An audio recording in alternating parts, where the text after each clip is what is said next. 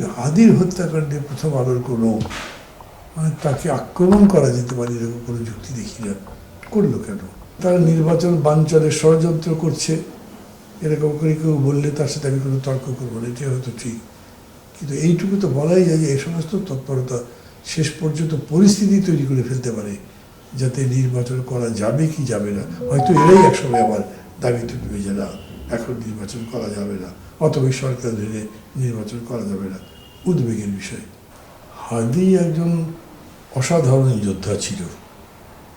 Talk show যোদ্ধা হোক, বাক যোদ্ধা হোক, যেভাবে বলি না কেন, পেছনে তাকায়নি, যেটা বিশ্বাস করেছে। এবং প্রায় একাকী বলতে পারি আমি, সে নিজের জন্য একটা ক্লাউডও তৈরি করে ফেলেছিল। সেই জন্যে তার মৃত্যুতে একটা বিরাট সম্ভাবনার মৃত্যু হয়েছে। আমি খুবই মর্মাহত হয়েছি, খুবই দুঃখ প্রকাশ করছি, তার প্রতি আমি শ্রদ্ধাও জানাচ্ছি। কিন্তু রিয়াকশন যেটা হলো, এটা কারোরই বুঝলাম না। আমি এই হত্যাকাণ্ড চাই না, এইরকম যেন হতে না পারে তার গ্যারান্টি চাই। সবসময় এরকম করেই দাবিটা আসে। এই ধরনের হত্যাকাণ্ড কারা করেছে, কী কারণে করেছে, যারা করেছে তাদের উপর না পাবলিকের রাগ হবে, বা পাবলিক তো এখানে হয়নি, অর্গানাইজ লোকজন দিয়ে গিয়ে করা হয়। সো প্রথম আলো এবং ডেইলি স্টারের উপর যে হামলা করা হলো, আমি ঠিক হাদির হত্যাকাণ্ডে প্রথম আলোর কোনো তাকে আক্রমণ করা যেতে পারে এরকম কোনো যুক্তি দেখি না। করলো কেন?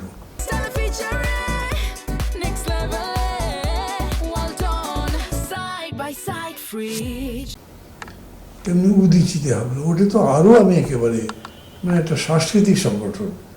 তার সাথে সাথে আজকে সকালে নাকি উত্তরাতে প্রাক্তন এমপির বাড়িতে আগুন দিয়ে সেবা হামলা করেছে, রাতে হয়েছে। হাবিব হাসান,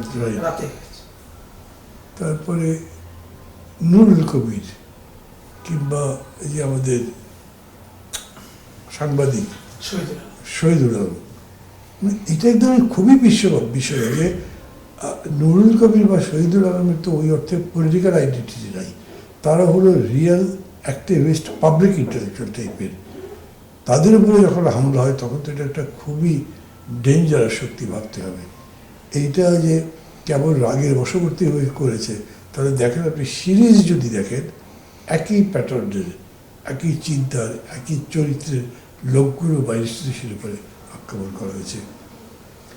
তারা নির্বাচন বানচালের ষড়যন্ত্র করছে এরকম করে কেউ বললে তার সাথে আমি কোনো তর্ক করবো না, এটাই হয়তো ঠিক।